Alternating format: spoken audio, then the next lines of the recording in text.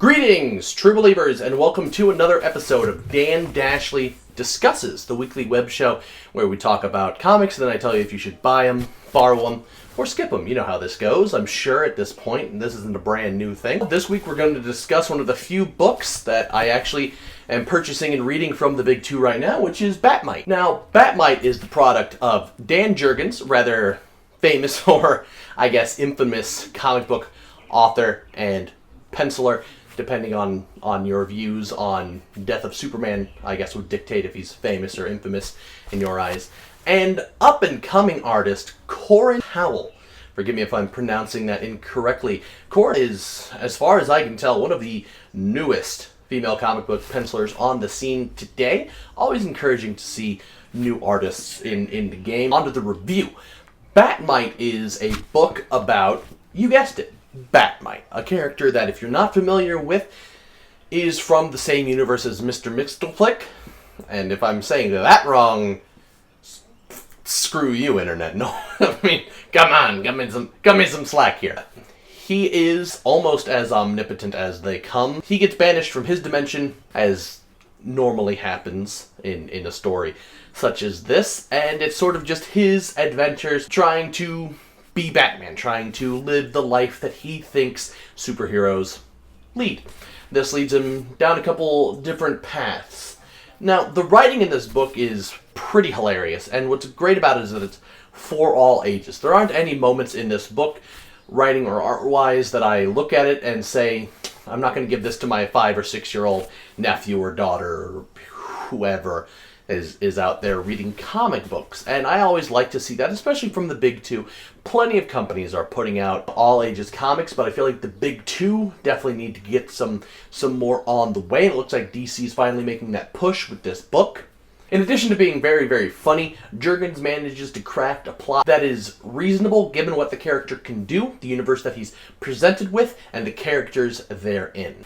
Jurgens being around for as long as he has a good understanding of DC's multiverse and has an ability to poke fun at the holes in it, in addition to poking fun at the characters, while all in all being able to still give them the respect that they deserve. This is a book told from Bat-Mite's point of view.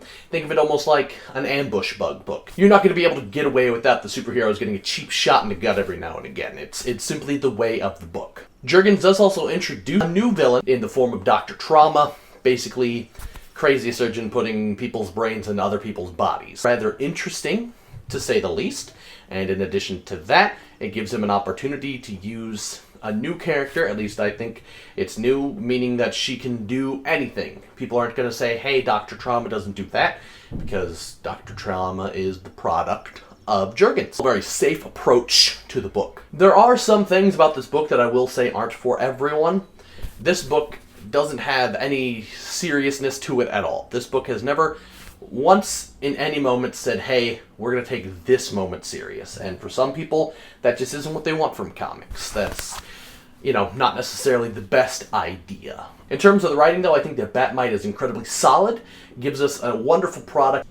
In addition to that, Corin Howell does an amazing job on the art on this book. It's cartoony, it's wacky, things are exaggerated, details are blown way out of proportion. Bat-Mite looks like a troll doll. The characters have proportions that a Saturday morning cartoon would have.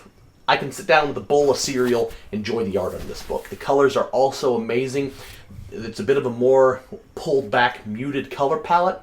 I think that in some cases that makes things just a little bit better because the wackiness of this book is coming across on all aspects, but the colors themselves give us a nice warm little place to nestle into. It's a good feel overall. I will also say this, Howell does go above and beyond to make things look like versions of things Bat-Mite would imagine. The Batmobile straight out of some Tim Burton stuff. It overall is a very enjoyable read, a book that I would say, hey, if you're an adult, go pick up. Hey, if you're a kid, pick up. I honestly wish this thing was on grocery store shelves so that little kids could pick it up, boost the industry. Done. I'm sure you've already gathered what I'm going to say. I'm going to go ahead and give this book, buy it. I think Bat-Mite's an interesting, fresh concept in this day and age, as weird as that is to say. And I think that overall, most people who are going to go out and get this book, they're going to go ahead and enjoy it. I mean, unless you're totally wanting everything to be super serious all the time, which is a very fair approach to comics, I'm not going to go ahead and say that it isn't. But if that's what you're looking for, this isn't the book for you. But if you want a good, fun, all-ages adventure, go ahead and pick up Bat-Mite. That is all that we have for this video, true believers. Remember to like, comment, subscribe, follow us on Twitter, Facebook, everything that everyone else tells you to do for me, Dan Dashley, you buddy, you pal. Those will all be in the description below, so you know where to go for those. Leave a comment on what I should review next. I'm always open for ideas. If you haven't checked out our other videos, go on our channel, check them out. I think they're pretty good. That's not true. I don't think any of them are very. I think they're bad.